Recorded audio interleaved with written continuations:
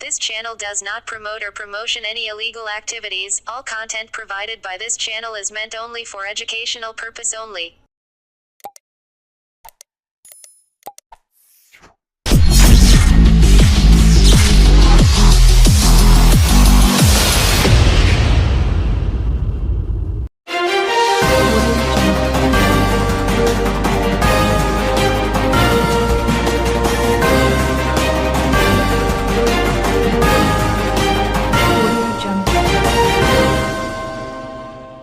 পুকুরে ভাসছে সিলিন্ডার, এমনই চিত্র চুঁচুড়া শহরে।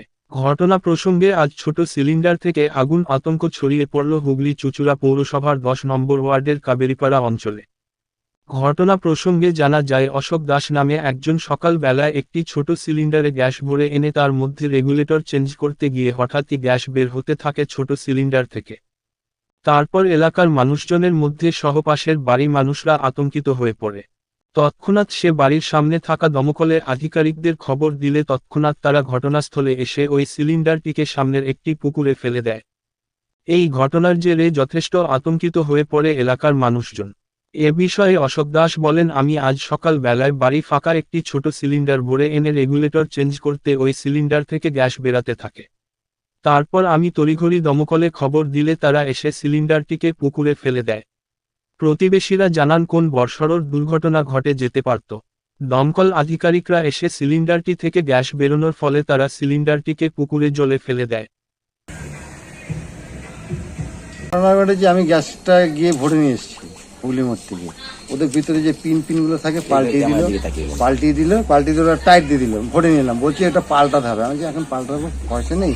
আমি বললাম তাহলে আমার যে বড় যে ওভেন আছে আমি ওই রেগুলেটর সঙ্গে লাগাতে যাচ্ছিলাম। বললো আপনি রিস্ক নেবেন না, ওই জন্য আমরা লাগাইনি।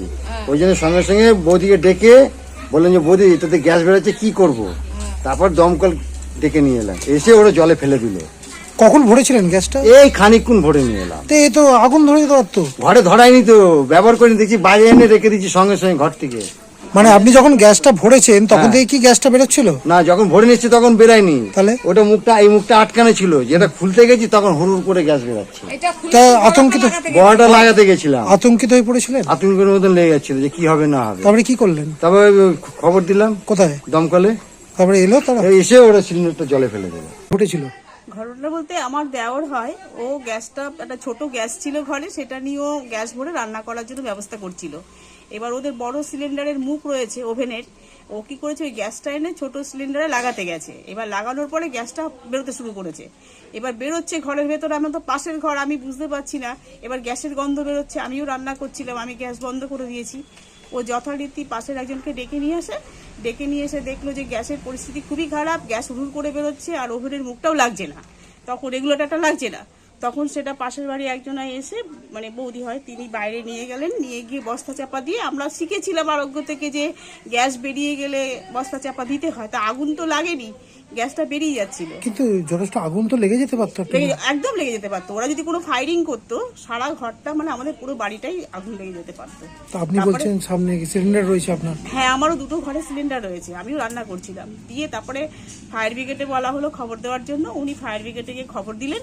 খবর দেওয়ার পরে ফায়ার ব্রিগেডের গাড়ি আসলেন, তারা এসে, মানে ফায়ার ব্রিগেডের স্যাররা এসে ওটা রিসকিউজ করে আপনার ঝিলে ফেলে দিয়ে আসলো। সিলিন্ডারটাকে ফেলে দেওয়ার পরে ওটাকে তুলে নিয়ে এসছে কিনা আমি সঠিক জানি না, ওটা আনা যাবে না, ওটা নষ্ট হয়ে গেছে। যা হোক করে এবার বস্তাটা রয়েছে, ওটাকে যেটা চাপা দেওয়া হয়েছে, বড় সড়ো বিপদ ঘটে যেতে পারতো। একদম বিপদ ঘটতো, মানে সেটা আমাদেরও বিপদ হতো। আশেপাশে সবার ঘরে তো দুটো চারটে গ্যাস থাকেই বলুন না, আর বর্ষাকাল বলে কথা, কেউ সেরকম ভাবে সতর্ক নেই।